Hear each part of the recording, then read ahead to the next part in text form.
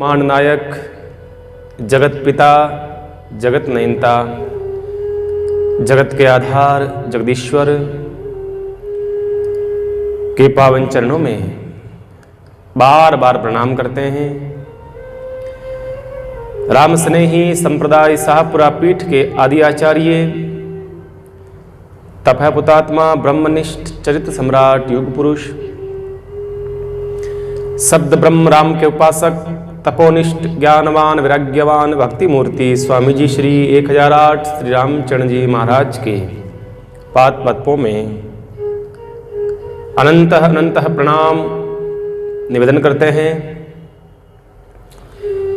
भूत भविष्य और वर्तमान के सब संतों के चरणों में प्रणाम निवेदन करते हैं। पुष्कर राज की पवित्र धरा एवं ब्रह्मा जी महाराज के पावन चरणों में प्रणाम। विराजमान सभी राम कथा रसा सुनारागी माताओं बहनों एवं भाइयों, दूर संचार के माध्यम से अपने घरों में बैठ करके सुन रहे सभी श्रोताओं के हृदय में विराजमान भगवान की झांकी को बार बार प्रणाम करते हैं।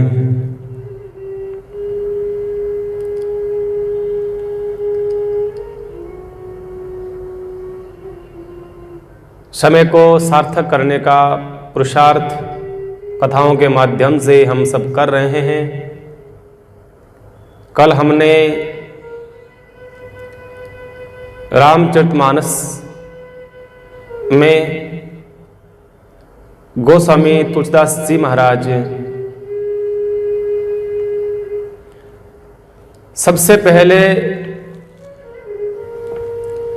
संतों का प्रसंग का दर्शन कराते हैं। मानो गोस्वामी ये कहना चाहते हैं तुलसीदास जी महाराज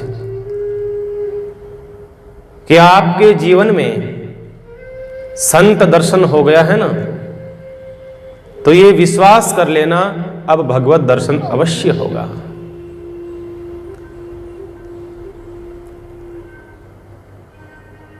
संत के बगैर आप भगवत तक की यात्रा करोगे बंधुओं। कई लोग कहते हैं भगवान मिल जाते हैं, क्या जरूरत है गुरु करने की, ये बीच में दलाल क्यों? कई लोग ऐसा प्रश्न करते हैं। गुरु के बगैर भी भगवत दर्शन हो सकता है। हां, मैं भी कहता हूं हो सकता है,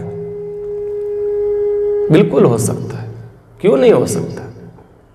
आप भगवान को प्राप्त कर सकते हो, लेकिन ध्यान रखना वो स्थिर नहीं रहेंगे। फिर भगवत दर्शन स्थिर नहीं हो सकते हैं। अगर स्थिरता लानी है भगवत दर्शनों की, जीवन में किसी समर्थ गुरु का होना अति आवश्यक है, समर्थ संत का होना आवश्यक है। संत के बताए रास्ते से आप जाओगे, फिर भगवान आपसे कभी दूर नहीं जाएंगे, छूट करके नहीं जाएंगे।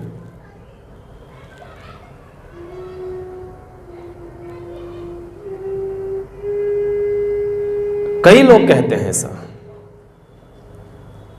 मैं ये कहना चाहता हूं उन लोगों से, संतों के बताए हुए पथ पर चलोगे आप लोग, वो रास्ता संतों ने जो बनाया है उसकी आज्ञा आदेशा अनुसार चलोगे, उस पथ के पथिक बनकर के चलोगे, निश्चित मानिए वहां भगवान दर्शन भी होगा और स्थिरता भी मिलेगी।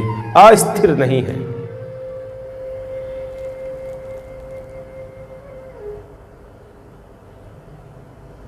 शबरी का चरित्र आप सुनेंगे, शबरी का जीवन आप देखेंगे। गुरु मतंग ने कहा था तो इस रास्ते पर चल और प्रतीक्षा कर, भगवत मिले, भगवान आए स्वयं चल करके।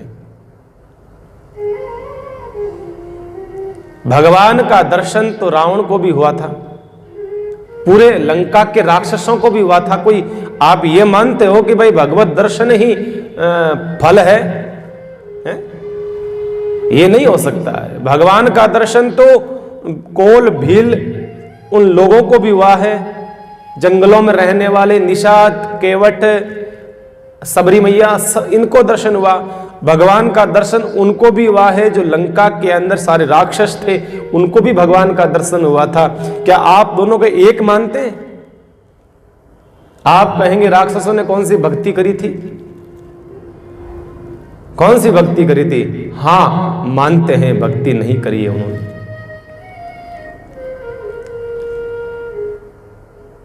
लेकिन भक्ति महारानी स्वयं वहां पधार जाती है,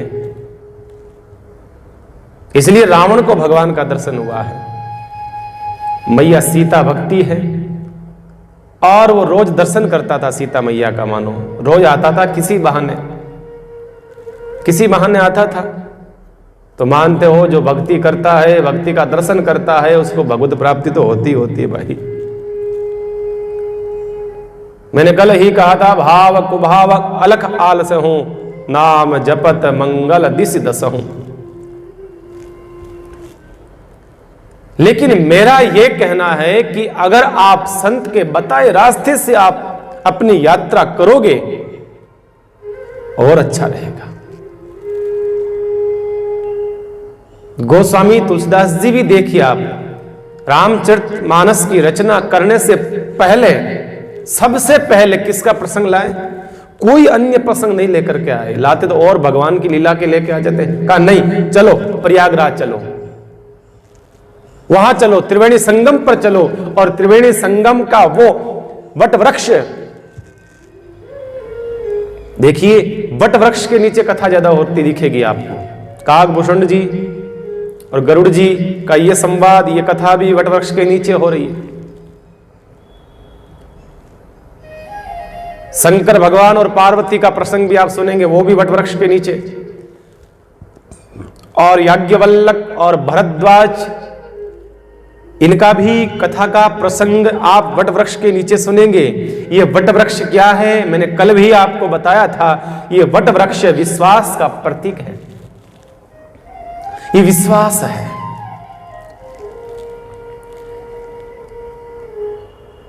वो वट वृक्ष प्रयाग के अंदर, वो वट वृक्ष जो है वो प्रलय काल में भी डूबता नहीं है। प्रलय काल में एक तो काशी जो अविनाशी कहलाती है, उसका कभी विनाश नहीं होता है। जब प्रलय काल आता है, चारों ओर पानी पानी हो जाता है, तब उस समय दो चीजें नहीं डूबती है। एक काशी, जिसको हम वाराणसी कहते हैं, वो नहीं डूबती है। एक वटवृक्ष कभी डूबता नहीं है। तो वटवृक्ष क्या है? वटवृक्ष है विश्वास का प्रतीक। व्यक्ति का विश्वास टूटना नहीं चाहिए, व्यक्ति का विश्वास झुकना नहीं चाहिए, व्यक्ति का विश्वास डूबना नहीं चाहिए, व्यक्ति का तटस्थ रहना चाहिए, फिर किंतु परंतु नहीं होनी चाहिए। जीवन में प्रतिकूल परिस्थिति में भी डूबे नहीं जो, बस।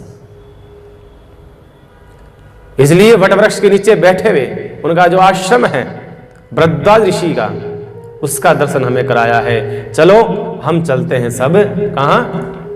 प्रयाग।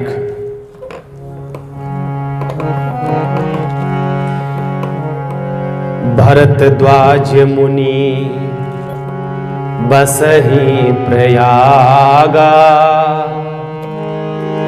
तिन्हि राम पद अति अनुरागा। देखो बंधुओं, मैं यहां से चौपाई गुनगुनाता हूं, बोलता हूं, गाता हूं, आपको अच्छी लगती है ना? यहां से चौपाई गाई जाती है, तो मेरा निवेदन है आप भी अपने घरों में बैठ करके साथ में जरूर चौपाइयों को गाइए आप, तभी भगवान स्वीकार करेंगे हमारी कथा को। किसी ने पूछा भगवान से कि महाराज, आप कृष्ण भगवान राम जी के किसी भक्त ने पूछा कि कृष्ण भगवान को तुलसी दल का भोग लगाया जाता है, कुछ भी प्रसाद करने के लिए भगवान को तुलसी दल का भोग लगाया जाता है, तो भगवान स्वीकार करते हैं। तो राम जी, भगवान राम भजन को कैसे स्वीकार करेंगे? भोजन को तुलसी दल से स्वीकार करते हैं, तो भजन करेंगे तो उसको कैसे स्वीकार करते हैं? किसी संत ने बड़ा प्यारा उत्तर दिया, अगर भगवान भोग को तुलसी दल से स्वीकार करते हैं भोजन को, तो भगवान भजन को तुलसी की चौपाइयों से स्वीकार करते हैं। इसलिए गाते रहिए, भरद्वाज मुनि अरे बसहि प्रयागा, तिन्हि राम पद अति अनुरागा। भरद्वाज मुनि बसहि प्रयागा, तिन्हि राम पद अति अनुरागा। भरद्वाज मुनि बसहि प्रयागा, भरद्वाज मुनि बसहि प्रयागा, तिन्हि राम पद अति अनुराग। श्री राम जय जय राम, श्री राम जय जय राम, श्री राम जय जय राम, श्री राम जय जय राम। गुनगुनाते रहिए, घर बैठे हैं ना आप, घर बैठे हैं फिर भी आप ये गाते रहिए साथ साथ में, बड़ा प्रभाव पड़ेगा चौपाइयों का। इससे क्या होगा? इससे हमारे पाप निकटस्थ नहीं आएंगे, पाप नजदीक नहीं आएंगे। जब तक कथा सुनोगे आप तब तक, हृदय में बिठाओ तब तो बिल्कुल नहीं आएंगे। हृदय में नहीं भी बैठता है मान लो सत्संग, तो जब तक आप सुनोगे, 1 घंटा सत्संग सुनोगे ना, तब तक तो पक्का मैं गारंटी लिख के देता हूं आपको, स्टाम्प पेपर लेकर के आ जाना भले, तब तक पाप नजदीक नहीं आएंगे। बस चौपाई गुनगुनाते रहिए घर में बैठ करके। तो प्रयागराज भरद्वाज मुनि बसहि प्रयागा। भरद्वाज जी कहां विराजते हैं? प्रयाग के अंदर। कौन है, क्या है उनका स्वभाव? तिन्हि राम पद अति अनुरागा, भगवान राम के चरणों से अति अनुराग है। बड़ा सत्संगी संत हैं वो, बड़े सत्संगी भजनिक महापुरुष हैं। और माघ महीने में आप जाते होंगे, बड़ा महत्व होता है प्रयागराज का। माघ का जब महीना होता है, पोष के बाद में माघ आता है, उस समय जब सूर्य नारायण भगवान मकर राशि में प्रवेश करते हैं, उस समय वहां पर मेला भरता है। 1 महीने का, पूरा 1 महीने का वहां मेला भरता है। और बड़ा, कई लोग आते हैं, कई लोग जाते हैं, कई संत महापुरुष वहां पधारते हैं, त्रिवेणी में संगम में स्नान करते हैं और वहां विराज करके सत्संग श्रवण करते हैं, सत्संग गाते हैं, सत्संग सुनते हैं। हर प्रकार से वहां 1 महीने में खूब सत्संग होता रहता है उस प्रयागराज। वहां एक आश्रम है, वो है भरद्वाज ऋषि का। एक बार याज्ञवल्लभ जी वहां पधारे, तपोनिष्ठ ज्ञानवान विराग्यवान भक्ति मूर्ति है याज्ञवल्लभ जी, भगवान के परम भक्त हैं, बड़ी प्यारी कथा गाते हैं। वो भी पधारे, बड़ा आनंद हुआ। भरद्वाज ऋषि ने उनका याज्ञवल्लभ जी का स्वागत करा। आओ पधारिए पधारिए, स्वागत है स्वागत है। संत पधार गए हैं ना, बड़ा आनंद आ गया महाराज। संत आ गए, स्वागत करा है, माला पहनाई है, आरती उतारी है। 1 महीने तक याज्ञवल्लभ जी महाराज वहां विराजते हैं, 1 मास तक। 1 महीने के बाद में सत्संग होता रहता है खूब, और 1 महीने के बाद में धीरे धीरे सब संत अपने अपने आश्रम जहां ठहरे हुए होते हैं वो आश्रम खाली कर करके जाने लगते हैं। सब संत का चले गए। अब याज्ञवल्लभ जी एक रहे, उन्होंने सोचा मैं भी जाऊं। जैसे ही रवाना होते हैं चरण पकड़ लेते हैं। कौन? भरद्वाज ऋषि महाराज, आप तो ठहर जाइए, सब चले गए हैं। 1 महीने में आनंद, 1 महीना कैसे बीत गया मुझे पता ही नहीं चला महाराज। 1 महीने का समय इतना जल्दी व्यतीत हो गया, मुझे पता ही नहीं चला। आप तो ठहर जाइए, आप रुक जाइए। जैसे आप देखिए, कोई ज्यादा घनिष्ठता होती है ना, उसको हम ज्यादा दिन रोकते हैं। शादी ब्याह में आपका प्रोग्राम होते हैं, शादी ब्याह में, तो शादी ब्याह जैसे ही पूर्ण होता है आप सोचते हो कद जावे कद पापो कटे हैं। फटाफट घर खाली हुए तो घर में काम तो करा दूसरों, सब लोग जाने लग जाते हैं। कोई न कोई आपका कोई खास होता है, कोई मित्र होता है, या कोई बहन की कोई सखी या सहेली, कोई परिवार का खास सदस्य होता है। आप प्रयास करते हो ये रुक जा, बस 1-2 दिन और रुक जाए, क्योंकि बातें तो करी नहीं, शादी में व्यस्त थे, बातें नहीं करी। आप क्या कहोगे, भैया तुम तो रुक जाओ यार, सब चले गए हैं, जरा तुम तो ठहरो, बात भी नहीं करी, मिलना जुलना भी नहीं हुआ, और कहां जा रहे हो, जरा रुको प्यारे। आप रोक लेते हो, हैं? रोकते हो नहीं रोकते हो? आप उनको इसलिए रोकते हो कि आपको अच्छा लगता, आप उनको इसलिए रखते हो कि आपको बातें करनी है, आप इसलिए रोकते हो कि संसारिक चर्चा करनी है। संत इसलिए नहीं रोकता है, संत इसलिए रोकते हैं कि जरा रुको महाराज, मुझे सत्संग सुनना है, मुझे सत्संग सुनना है, कथा सुननी। संसार के लोग तो स्वार्थों से भरे पड़े हैं बंधुओं, भरे पड़े हैं। कोई तो ऐसा होता है कि जाने का नाम ही नहीं लेता, कोई शादी हो जाए, कोई कार्यक्रम हो जाए, कुछ भी हो जाए, जाने का नाम नहीं लेता है। कई ऐसे भी होते हैं, घर में आ जाते हैं लोग, तो वो घर वाले परेशान हो जाते हैं कि कब जावे, कब लार छूटे, कद जावे कद लार छूटे, जावे को नहीं, दुखी हो जावे।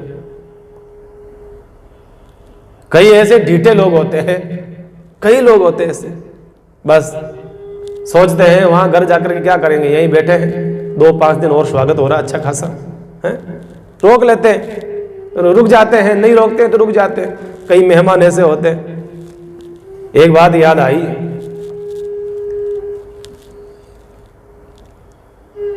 दो पति पत्नी बड़े कंजूस थे।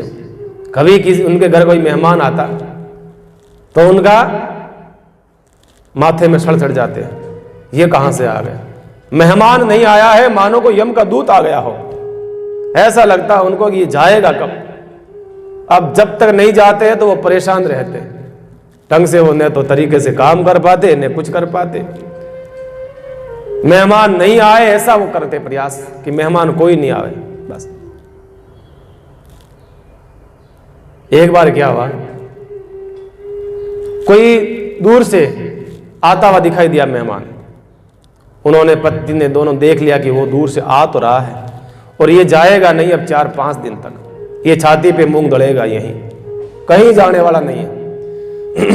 पत्नी ने कहा सुनते हो जी, वो आवे था के मेहमान आ रहा है। अबे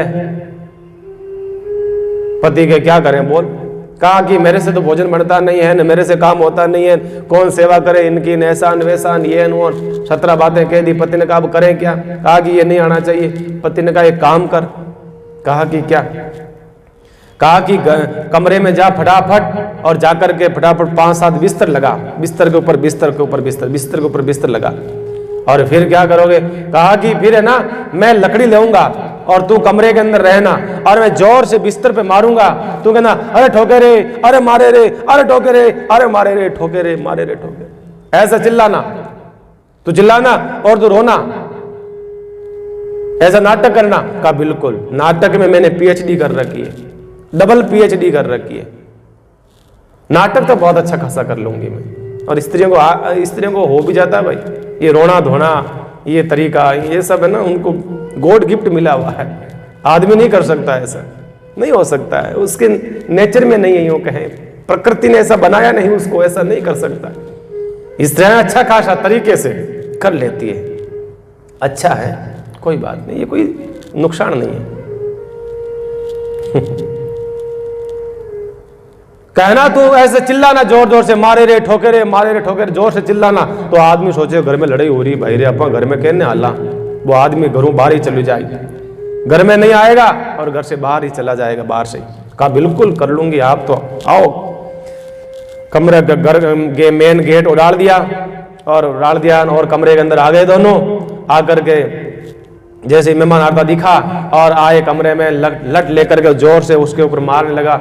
और तो दूर खड़ी थी, चिल्ला रही थी, अरे ठोके रे, अरे मारे रे, अरे ठोके रे, अरे बचाओ रे, अरे बचाओ रे, बचाओ रे। जोर जोर से चिल्लाने लगी वो। और ऐसे जब चिल्लाने लगी तो आदमी ने सुना, आदमी को लगा कि ओ हो राम राम राम, घर में लड़ाई हुई है, वो घर में आया ही नहीं। 15 मिनट हो गया, 20 मिनट हो गया, ऐसे मामला चलता रहा। फिर धनी लुगाई ने बोला कि जाओ देखो तो खरी, वो चलियो कौन चलिए गयो, जाओ देखो देखो। गया कि नहीं गया? वो गया, देखा कोई नहीं है, वो तो गया, चला गया। वापस आवाज दी, आजा आजा बाहर आजा, चला गया वो तो।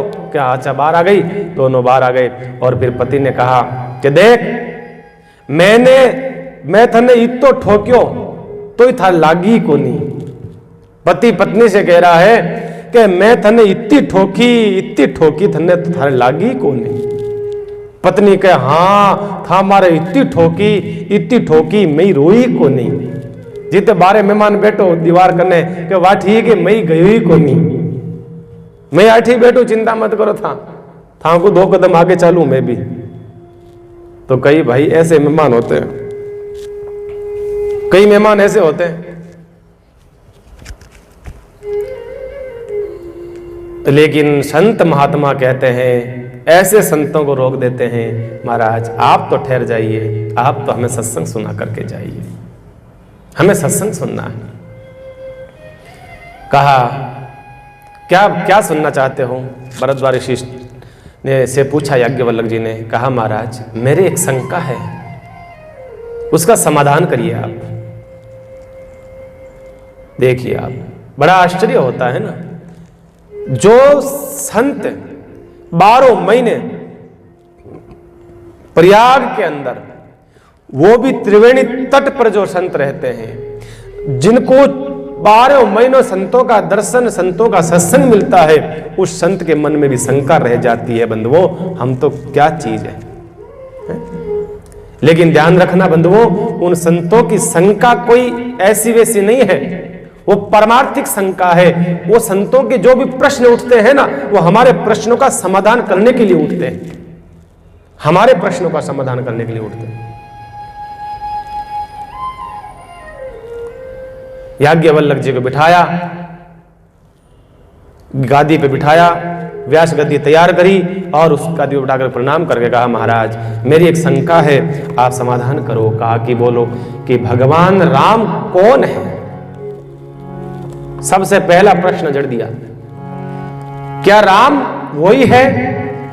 एक राम अवधेश कुमारा, तिनकर चरित विदित संसारा। एक राम अवधेश कुमारा, तिनकर चरित विदित संसारा। पूछा कि राम कौन है? क्या वही राम है जो अयोध्या के राजा दशरथ के वहां जन्म लिया हो, जिनका विवाह मां जानकी से हुआ हो, जिनको 14 वर्ष का वनवास हुआ हो, सीता हरण हुआ है और रावण को मारा, उन्हें पधारे? क्या वही राम है या कोई और राम है जिसका ये संसार चराचर जगत के प्राणी सब उसका नाम लेते हैं, वो कोई राम और है? या घट में जो बैठा है वो राम और है? कौन सा राम है? याज्ञवल्क्य जी पूछा, जैसे ही हंस पड़े याज्ञवल्क्य जी, बोले कि आपके संशय का निवारण अवश्य करेंगे। याज्ञवल्क्य जी कहने लगे भरद्वाज जी बहुत अच्छा प्रश्न करा है आपने। संतों के पास जब भी जाओ प्रश्न अच्छे करना, ध्यान रखना, पारमार्थिक प्रश्न करना। महाराज मारे छोरो कहणो कोनी माने, महाराज मारे बीननी कहणो कोनी माने, मार दुकान कौन चाले, मारे आ तकलीफ है। संतों से पारमार्थिक प्रश्न करोगे तो उन सारे प्रश्नों का जवाब स्वतः मिल जाएगा। ध्यान रखना, वो संकट स्वतः कट जाएंगे। मीरा की तरह प्रश्न करो। क्या पूछो? एक ही प्रश्न पूछो।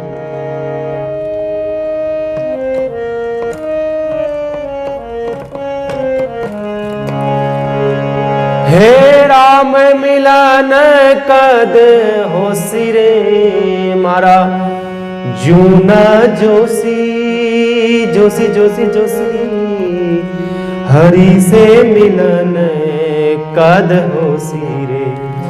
हो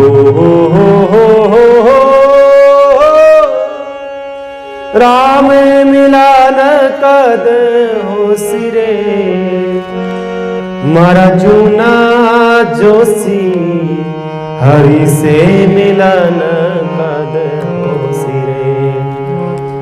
राम मिलन कद हो सिरे, मारा जूना जोशी, हरि से मिलन कद हो सिरे। प्रश्न ऐसा करो कि मुझे भगवान कब मिलेगा, मैं कौन से मंत्र का जाप करूं जो मुझे परमात्मा की प्राप्ति हो जाए, मुझे गुरु की कृपा हो जाए, मुझे संत की कृपा हो जाए, मुझे संतों का सानिध्य मिले, मुझे सत्संग मिले। ऐसा कौन सा मैं साधन करूं? बंधुओं, ये पारमार्थिक ये प्रश्न करना, स्वार्थिक प्रश्न मत करना। ध्यान रखना मेरे बंधुओं, सकल पदार्थों की पूर्ति, मैं अक्सर कहता हूं, सकल पदार्थों की पूर्ति भगवत दर्शन से, सत्संग से, गुरु दर्शन से, संत दर्शन से हो जाती है, सबसे हो जाती है। ऐसा प्रश्न करो, संत खिलखिला करके हंस पड़े, मुस्कुरा दे आपको। वाह क्या प्रश्न करा है तूने। जाते से कि दुनिया के रोने मत रोना प्यारे, महाराज यहाँ है, महाराज हमारा गोडा घना दुखे, महाराज के डॉक्टर है कोई, महाराज हमारा आधो शिष्य है, आधो शिष्य ने पूरा शिष्य कहीं हुए भाई हैं? ये क्या मतलब है?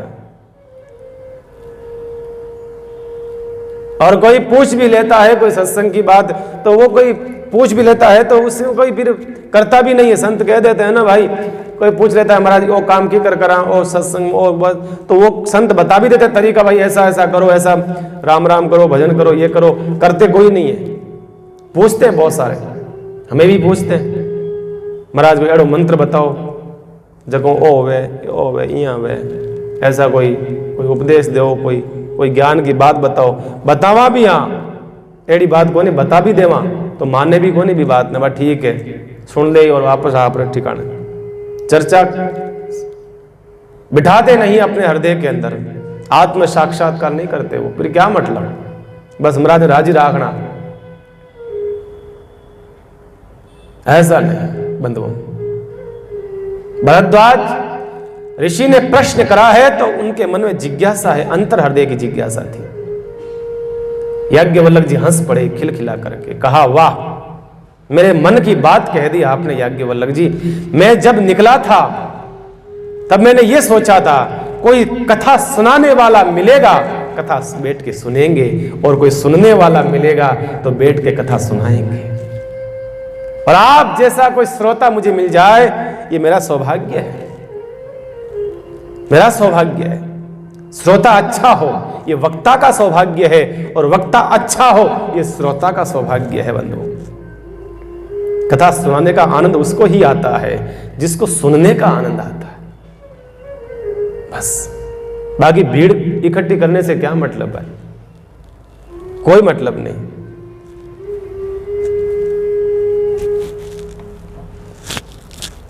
अब हम पुष्कर में बैठे हैं, सत्संग करते हैं, तो भाई यहां कोई भीड़ इकट्ठी थोड़ी होती है कोई, बस हम हमारी मस्ती के लिए करते हैं कथा। कई लोग मुझे प्रश्न करते हैं कितनी इकट्ठी होती होगी भीड़ महाराज? कभी तो बहुत सारी हो जाती है, कभी कोई नहीं होता है तो नहीं होता। ठाकुर तो है ना, सामने परमात्मा बैठा है, सामने भगवान के स्वरूप लगे हुए हैं, परमात्मा तो बैठा है ना। उससे बड़ा श्रोता और कौन हो सकता है? मैं ये प्रश्न करता हूं आपसे। दुनिया के कोई व्यक्ति सामने बैठे रहेंगे, उसको एक बार देखेंगे, आंखें जाएगी उसकी तरफ, तो मन में उसके जो मन में उसके उस व्यक्ति का जीवन कैसा है, एक बार का तो आ जाएगा कि वो व्यक्ति ऐसा है, वैसा है, ये है, वो है। कहीं ना कहीं आपका मस्तिष्क जाएगा, वहां पर दिमाग तो होगा। भगवान की तरफ जीव देखेगा तो कोई विकार नहीं है परमात्मा के अंदर, किसी प्रकार की कमी नहीं है। वक्ता मस्त होकर के बोलेगा। फिर देखिए, मैं कथा सिर्फ और सिर्फ किसी को सुनाने के लिए नहीं कर रहा हूं, मैं अपनी मस्ती के लिए कर रहा हूं बस। जैसे गोस्वामी ने कहा है, तुलसीदास जी ने, स्वांत है सुखाय तुलसी रघुनाथ गाथा। मैं अपने सुख के लिए गा रहा हूं ना, इसी प्रकार से मैं भी आपसे कहता हूं, मुझे अच्छा लगता है। कभी आ जाते हैं भगत लोग, बाहर से पधार जाते हैं, कभी यहीं के आ जाते हैं, और कभी नहीं आते हैं तो नहीं आते हैं। ऐसा नहीं लगता है कि आज नहीं आए हैं तो कथा कैसे करूंगा, यह भी मन में नहीं आता है, बिल्कुल नहीं आता। बस मैं ये कहता हूं, मुझे अच्छा लगता है कथा गाना। मुझे जब मैं इस व्यास गद्दी पे बैठता हूं, मैं सच कह रहा हूं बंधुओं, मुझे जब व्यास गद्दी पे बैठता हूं मैं, तो मुझे फिर ऐसा नहीं लगता है कि सामने कोई बैठा है या नहीं बैठा है। बस मैं अपनी उस मस्ती में चला जाता हूं। कथा भगवान को सुना रहे हैं, परमात्मा को सुना रहे हैं, ठाकुर को सुना रहे हैं, बस। भाव राज्य में प्रवेश कर गए, मानो यूं समझो कि भाव राज्य में प्रवेश कर जाता हूं। पहले मैं सोचता था, जब मैं छोटा था, जब कथा मैंने प्रारंभ करी थी, मैंने शुरुआत करी थी, तो मतलब मन में रहता था कि कथा के सामने कोई तो हमारे महाराज श्री के साथ में रहता था। मैं स्वामी रामदयाल जी महाराज के साथ में काफी समय साथ में रहा, मैं उनके साथ में। तो मैं वो कथा प्रवचन कहीं होते उनके महाराज श्री के, तो हमें साथ में ले जाते और हमें पहले भेजते, 5-10-15 मिनट बोलो, जाओ बेटा 5-10 मिनट पहले जाके प्रवचन करो। तो हम उनको कहते महाराज श्री को, किसको सुनाएं, कोई आया ही नहीं तो किसको सुनाएंगे, कोई आने तो दो, 5-10 2-4 लोग तो आने दो। कि नहीं, ऐसी बात नहीं है, जाओ सुनाओ। जो खंबे लगे हुए हैं, टेंट के खंबे, उनको समझना कि वो लोग बैठे हैं, हाँ, वो समझना कि वही लोग हैं, उनको सुनाओ, जाओ। बस पहले ऐसा लगता था मन में कि लोग होने चाहिए, पब्लिक होनी चाहिए, क्योंकि इतना मन में था, एक बचपना था, ना समझ था जीवन। अब ऐसा लगने लगा है, हजारों लोग हो तो भी अच्छा, एक भी नहीं हो तो भी अच्छा, और अच्छा। मैं तो और अच्छा मानता हूं, कोई नहीं रहे और अच्छा, बिल्कुल डिस्टर्बेंस नहीं, मस्ती से कथा गाओ, स्वतंत्रता। सच में कहूं ना, वो सुख, अद्भुत सुख लगा मुझे अब की बार, पहली बार जीवन में ऐसा काम पड़ा है, पहली बार। इतनी कथाएं गाई है, इतनी कथाएं करी है, कथा गाने का आनंद अकेले में जो आता है ना, इस कोरोना ने हमें वो सिखाया आनंद, बस।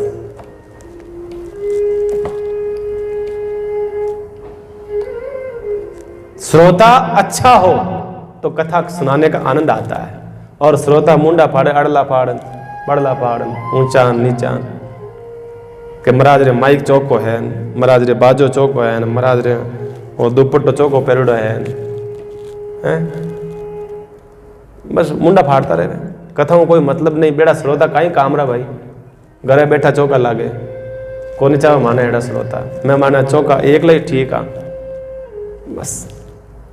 आनंद की जिंदगी है, अच्छा लगता है। बस मैं ये कहना चाहता हूं, ये कथा मैं आपको सुनाने के लिए बाद का विषय है, पहला है मैं मेरे सुख के लिए कथा कर रहा हूं, मुझे अच्छा लगता है ठाकुर का बस गुणगान गाना।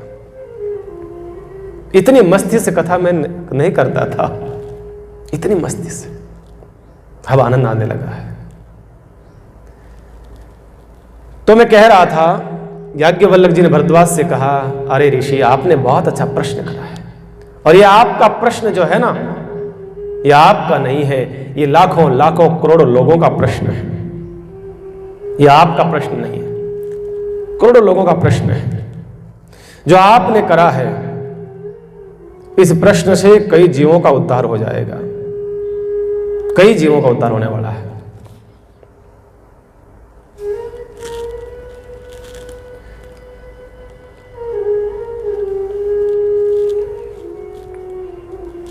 तो कहते हैं, एक सीधा सत्यों का सत्संग में लेकर के आए हैं गोस्वामी जी, और यहां से प्रसंग शुरू करते हैं। कौन सा? शंकर भगवान का और मां सती का, शिव और सती का, पार्वती का नहीं। पार्वती मत, सती। पार्वती का बाद में आएगा, सती का आएगा।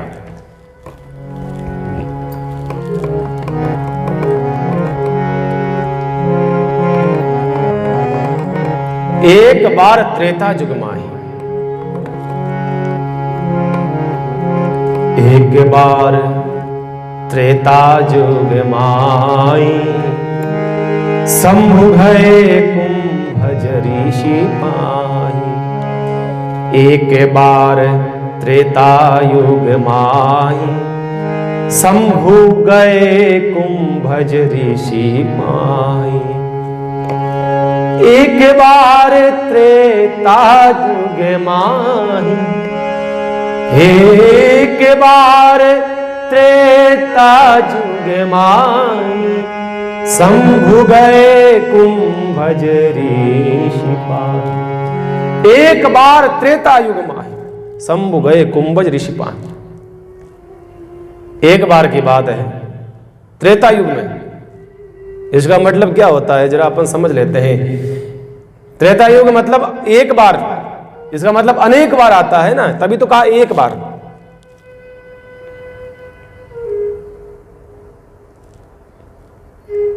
ये काल गणना है, अद्भुत है। आप क्या मानते हो, ये त्रेता, कलयुग, द्वापर, सतयुग, ये सब एक बार आते हैं?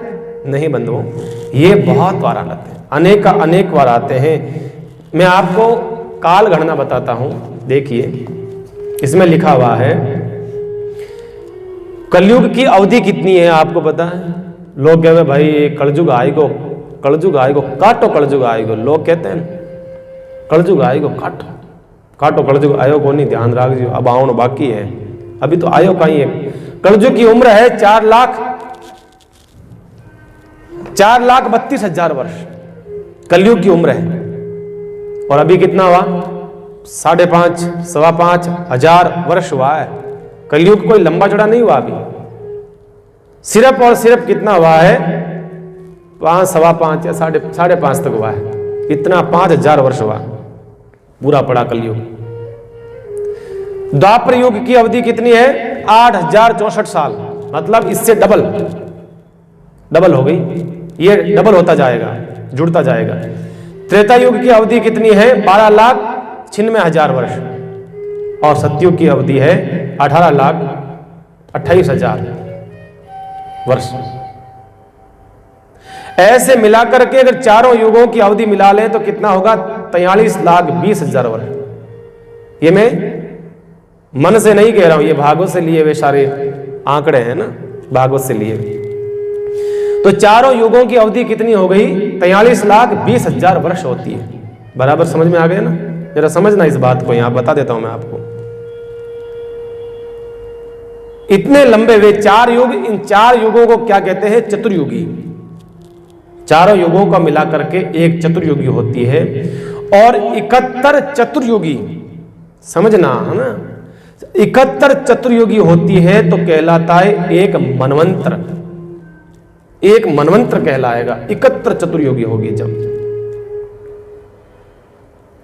और 14 मनवंतर होंगे तब एक कल्प होता है। अब बताओ, 14 मनवंतर हो जाएंगे तब एक कल्प होगा। और एक कल्प में मालूम है कितने वर्ष होते हैं? एक कल्प में 4 अरब 32 करोड़ वर्ष होते हैं। अब ये जो है ना 4 अरब 32 करोड़ वर्ष जब होते हैं, इतने में एक दिन और एक रात्रि होती ब्रह्मा जी की। अरे भाई रे ब्रह्मा जी की एक रात्रि और एक दिन कितने लंबा होता है? अपना तो 24 घंटा का होता है, 24 घंटे में एक रात एक दिन हो जाता है अपना तो, बराबर ना। पर ब्रह्मा जी का मालूम है कितनी लंबी रात्रि होती? उनकी होती है 4 अरब 32 करोड़ वर्ष पूरे होते हैं हमारे, तब जाकर के एक रात एक दिन होते हैं। और आपको पता है ब्रह्मा जी का एक साल कितना होता है? एक साल में कितने समय होते हैं? एक साल के अंदर होते हैं 32 खरब 10 अरब 40 करोड़ वर्ष।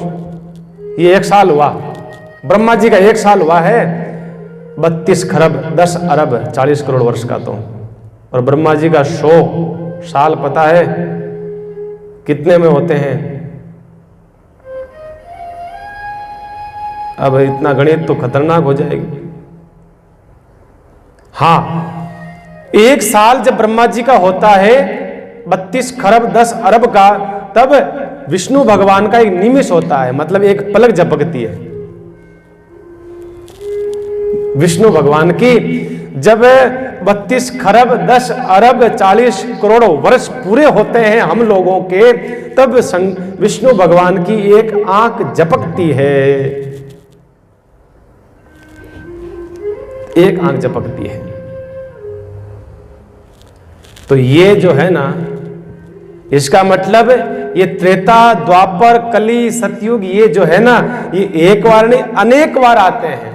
कितने बार आते हैं इसकी संख्या नहीं है बंधुओं, लेकिन यहां पर इसलिए कहा है कि एक बार त्रेता युग में ही शंभु गए कुंभ ऋषि पाए। कैलाश उच्चतम शिखर पर बैठे भगवान शिव ने पार्वती से कहा, सती से कहा, बहुत दिन हो गए हैं, आज सत्संग सुनने की इच्छा हो रही है, सत्संग सुनने की इच्छा हो रही है। मन में भाव आया शंकर भगवान की कथा सुनी जाए, बताइए। और कैलाश पर्वत कहां है? तिब्बत में, वो इतना ऊंचा तिब्बत में कैलाश पर्वत है। और वहां से सीधा सुदूर दक्षिण की ओर कुंभ ऋषि का आश्रम है, मानो अगस्त ऋषि का आश्रम है, वहां चले आते हैं।